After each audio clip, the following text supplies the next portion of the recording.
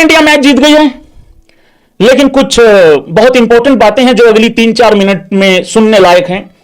देखो, सबसे पहले तो हमें यह समझना होगा, और जवाब भी देना तुम लोग भाई, सारे भाई बंधु। सबसे पहले तो हमें यह समझना होगा कि हमने सिर्फ और सिर्फ जिम्बाब्वे को ही हराया है। ध्यान रखना भाई, वेस्ट इंडीज की टीम बहुत तगड़ी टीम है। वो ऐसी टीम है, 9 नंबर पे रोमारियो शेफर्ड आ रहा है। वो आरसीबी का पगला लड़का आता है 9 नंबर पे, 8-9 नंबर पे, या तो वो आ रहा है 9 पे या 9 पे उनका जेसन होल्डर आ रहा है। तो 1 तारीख को हमारा बहुत बड़ा मैच है भाई लोगों, बहुत बड़ा मैच है। इस जिम्बाब्वे को मैं पहले भी काउंट नहीं कर रहा था, अभी भी काउंट नहीं कर रहा हूं। हराने के बाद भी मैं बहुत ज्यादा अचीवमेंट इसको समझ नहीं रहा हूं। कृपा करके ये बात अंडरस्टैंड करने वाली है, इसको जरा समझो। देखो, इंडिया एक ही तरीके से बाहर हो सकती है सेमीफाइनल से, अगर वेस्ट इंडीज और इंडिया के मैच में अगर बारिश आ जाए, 1-1 पॉइंट अगर मिले तो ही भाई लोगों गड़बड़ हो सकती है, क्योंकि फिर नेट रन रेट जो है ना वो बेटर है वेस्ट इंडीज का। तो ये पहले क्लियर कर लो। इस जिम्बाब्वे को इसी तरीके से हराना चाहिए था जिस तरीके से हम लोगों ने हराया है। तो मोस्ट इंपोर्टेंट मैच, महामुकाबला जो है वो वेस्ट इंडीज के साथ है।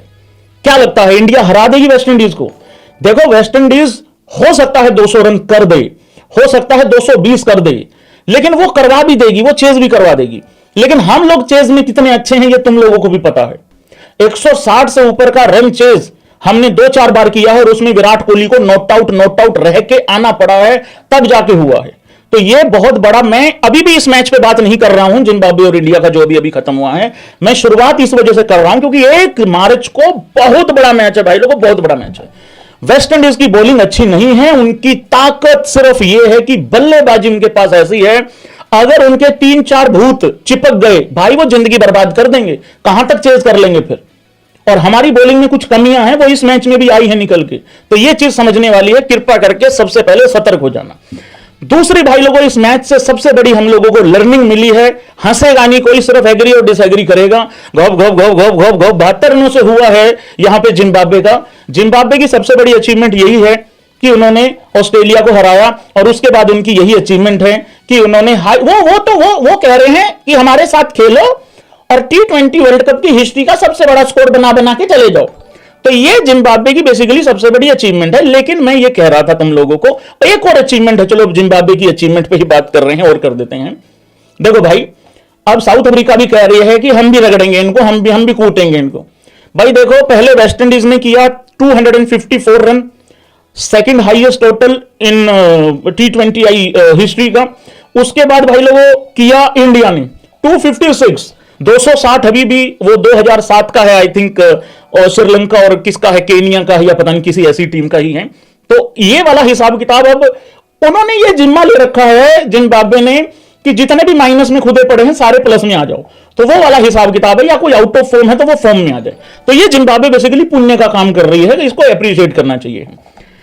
एक और सबसे बड़ी सीख मिली है भाई इस मैच से, दांत नहीं निकालेंगे, सीखने वाली बात है, कीरगिट को कीरगिट की तरह ही लेके चलना है। सबसे बड़ी लर्निंग जो मैंने इस मैच से, पूरा जो रस निकाला है ना इस मैच का, मैं तुमको 3 घंटे के लाइव से पहले ही मैं 8-10 मिनट में तुमको इस पूरे मैच का रस बता देता हूं क्या है।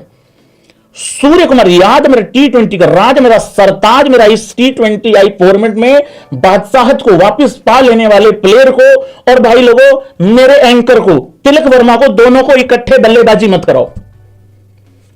जैसे ही इन दोनों को इकट्ठे बल्लेबाजी करते हैं, इनका कुछ सिस्टम हो जाता है हैंग, और ये ठम्मक ढम्मक ढम्मक ढम्मक ढम्मक ढम्मक ढम्मक ढम्मक ये घैया मैया करके चले जाते हैं दोनों।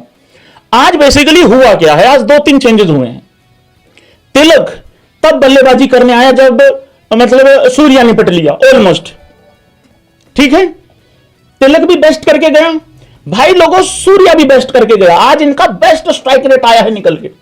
ये भी कह सकते हो कि आज भाई लोगों एंकर करने की सिचुएशन ही नहीं थी, पर मैं आप लोगों को गारंटी दे रहा हूं, अगर भाई साहब ये 8वें ओवर में इकट्ठे हो जाते दोनों, ये फिर घैया मैया करके चले जाते हैं, ठीक है। दूसरी सबसे बड़ी लर्निंग, दुबे को और रिंकू को इकट्ठे बल्लेबाजी नहीं करानी, क्योंकि इनमें से फिर एक रन आउट होता है। हालांकि आज रिंकू खेला ही नहीं, दुबे की बल्लेबाजी आई ही नहीं, मतलब उस तरीके से, समझ रहे हो तुम। तो ये 2-3 लर्निंग आज हम लोगों ने ली है भाई लोगों। और एक और लर्निंग है, या तो दुबे जी को बॉलिंग दे दिया करो, और अगर बॉलिंग देते हो अगर तो बॉलिंग देते हो तो उसको बल्लेबाजी भी दे दिया करो। आज दुबे जी थोड़ा जज्बाती हो गए। दुबे जी भी ये बता के गए हैं, मुझे उन दानवों के आगे मत बॉलिंग दे देना, फिर मेरी तरफ मत देखना सारे की थाला के आदमी ने पिलवा दिया है। भाई आज दुबे जी थोड़े जज्बाती हो गए थे, लेकिन हो जाता है कभी कभार। तो ये लर्निंग है भाई लोगों इस मैच से हम लोगों की सबसे ज्यादा।